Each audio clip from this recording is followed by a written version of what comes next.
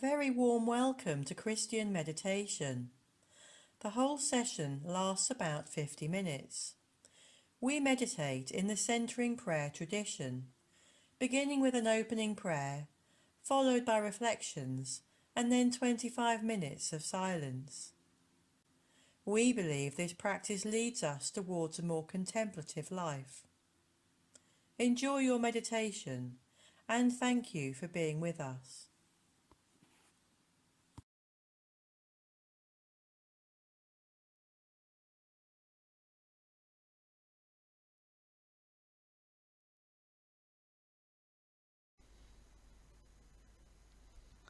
Opening Prayer.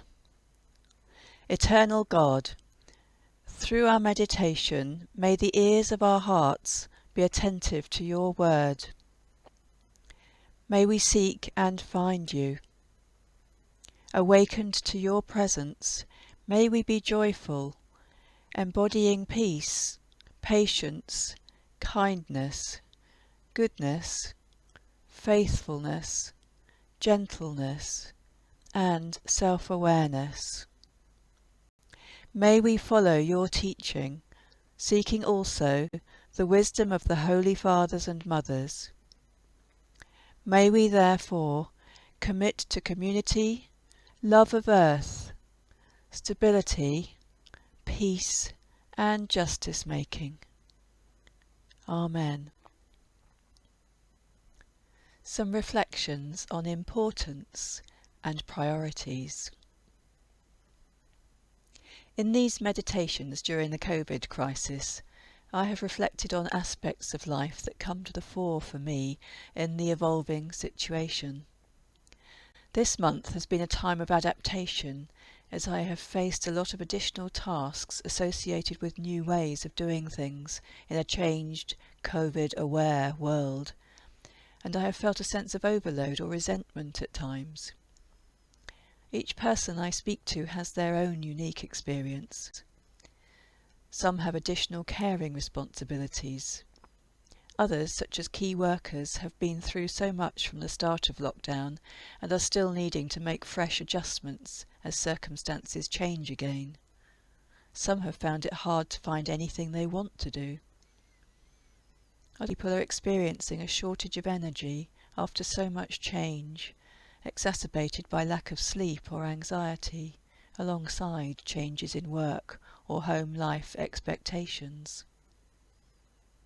In all situations, choices still have to be made as to how we spend our day, what we do in this moment, even if we do nothing, or do something that distracts us from that which we put off doing. So how do we prioritise what we do in this month, this day, this hour, or this moment? How do we become aware of what is important and what makes something important?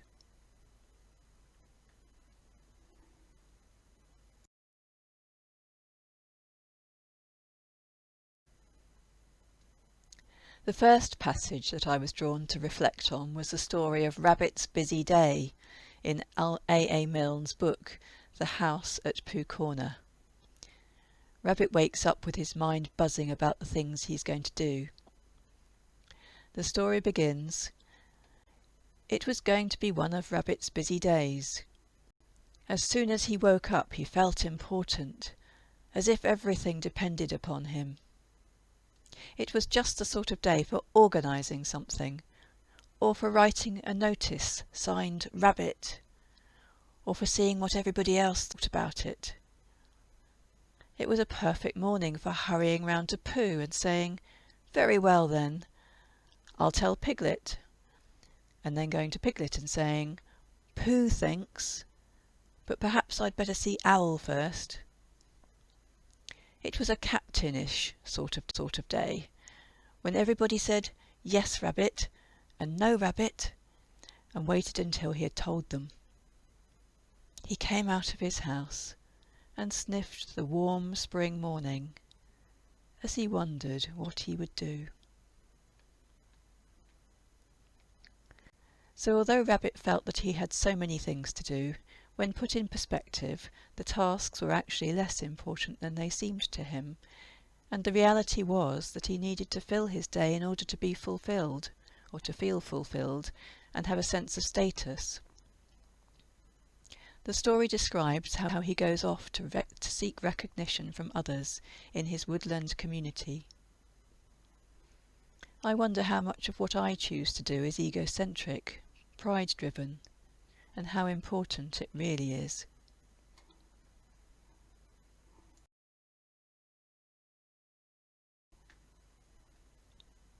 In an audio recording, Freeman explores the story of Martha and Mary in relation to the stress that Martha is experiencing in her daunting list of tasks, and her irritation at Mary sitting down listening to Jesus while she struggles on. The reading is from Luke chapter 10. Martha welcomed Jesus into her home. She had a sister named Mary who sat at the Lord's feet and listened to what he was saying. But Martha was distracted by her many tasks, so she came to him and asked, "Lord, do you not care that my sister has left me to do all the work by myself? Tell her to help me." But the Lord answered her, "Martha, Martha, you are worried and distracted by many things. There is need of only one thing. Mary has chosen the better part, which will not be taken away from her."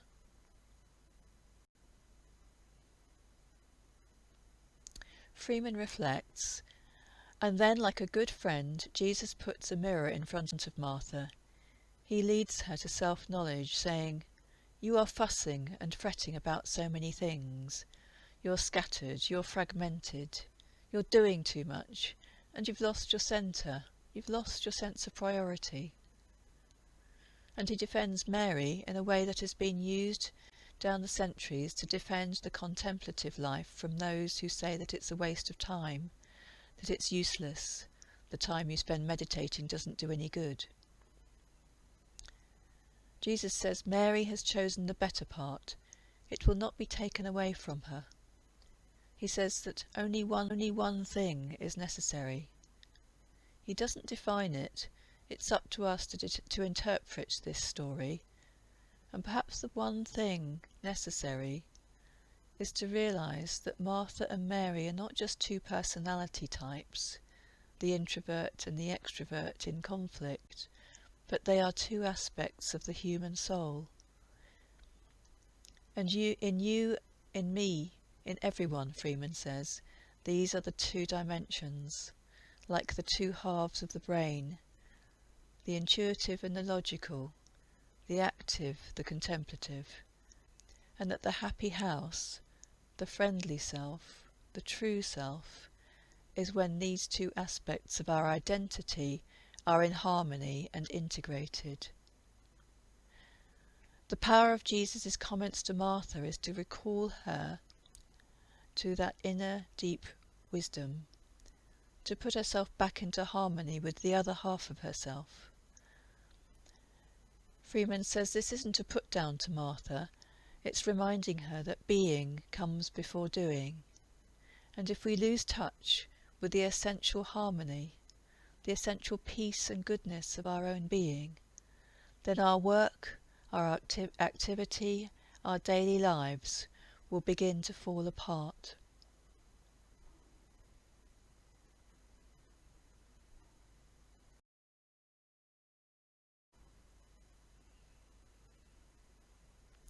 So, in practice, how do we move towards what Freeman alludes to and connect with the deep inner wisdom that guides us to our priorities, to what is important? In the deep presence of each moment that we can practice attending to in our contemplation, James Finley suggests that we are called to adopt what he calls an inner stance that offers the least resistance to being overtaken by the God-given, godly nature of myself, just the way I am. I'll repeat that.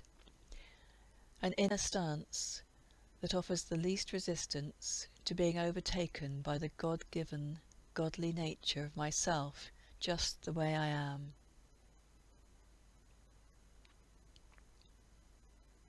Finley also warns us that that which is essential, namely love, never imposes itself, for love is always offered, it is never imposed.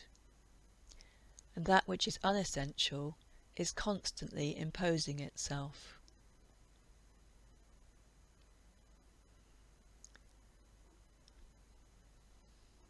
Of the bigger picture in our lives, Richard Raw writes, "As we come to know our soul gift more clearly, we almost always have to let go of some other gifts, so we can do our one or two things with integrity. Such letting go frees us from always being driven by what has been called the tyranny of the urgent.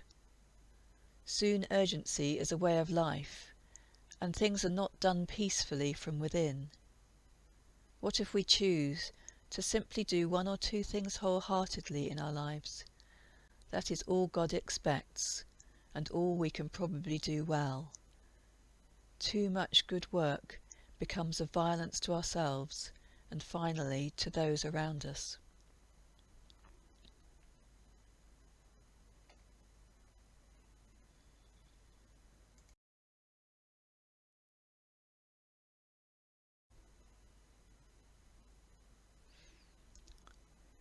It seems to me that the task of prioritising and discerning the important is not one that we can do effectively from the place of egocentric consciousness, or we are in danger of entering a place of restlessness or overwhelm or pointlessness.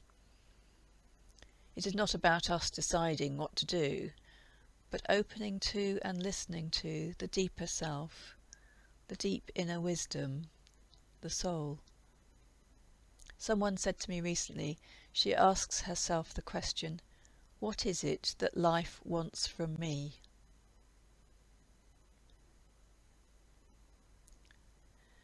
So I conclude that I have to listen and to ease my small egocentric self out of the way of life, and then I might hear what life identifies as important and what life wants from me.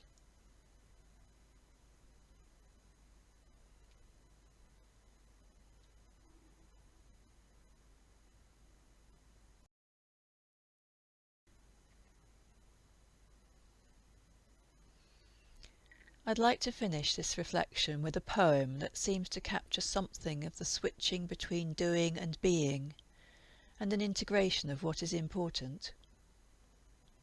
It's called The Washing by Jan Kaplinsky. The washing never gets done, the furnace never gets heated, books never get read, life is never completed. Life is a ball which one must continually catch and hit so it won't fall. When the fence is repaired at one end, it collapses on the other. The roof leaks. The kitchen door won't close. There are cracks in the foundation. The torn knees of children's pants. One can't keep everything in mind. The wonder is that beside all this one can notice the spring which is so full of everything, continuing in all directions, into the evening clouds, into the redwing's song, and into every drop of dew, on every blade of grass in the meadow, as far as the eye can see, into the dusk.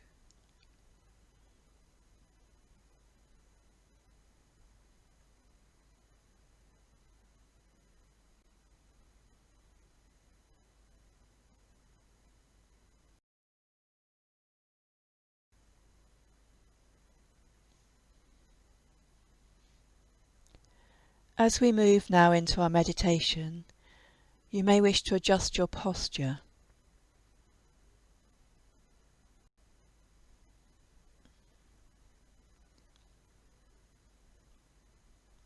You may wish to pay particular attention to the rhythm of your breath.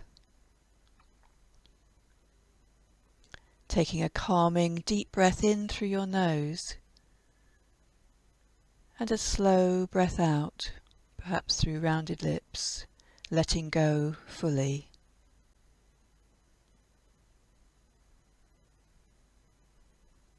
Then repeat this a few times.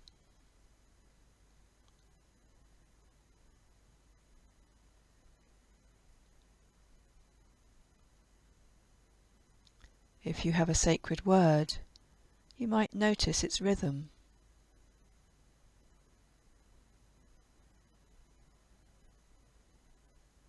Perhaps noticing how your word is in time with the breath.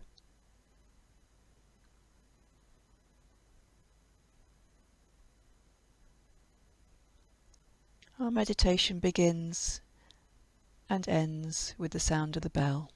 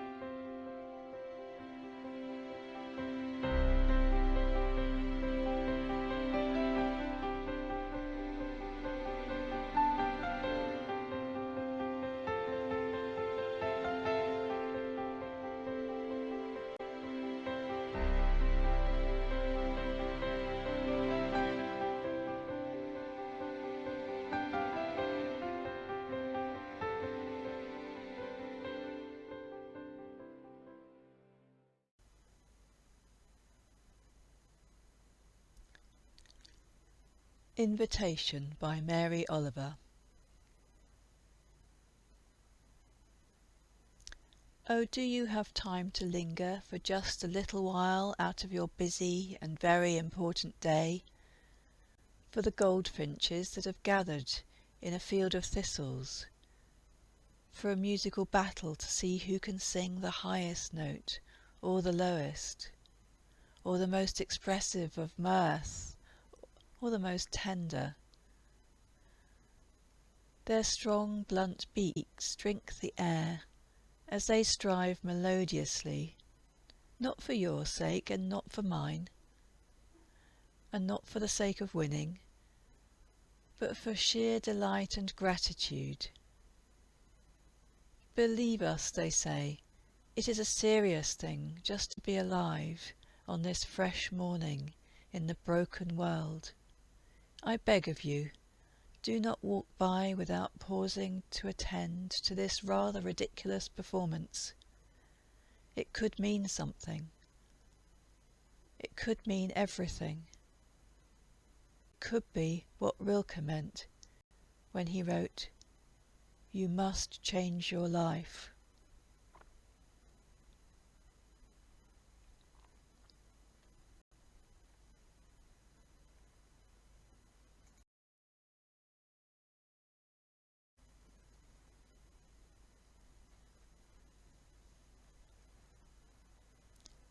Closing prayer. Loving and eternal God, we thank you for the gifts of prayer, meditation, and contemplation. We thank you for being with us and for this community.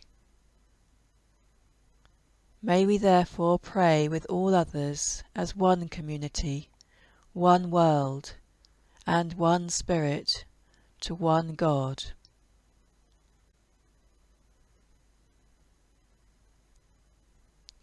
Moments of your personal prayer follow.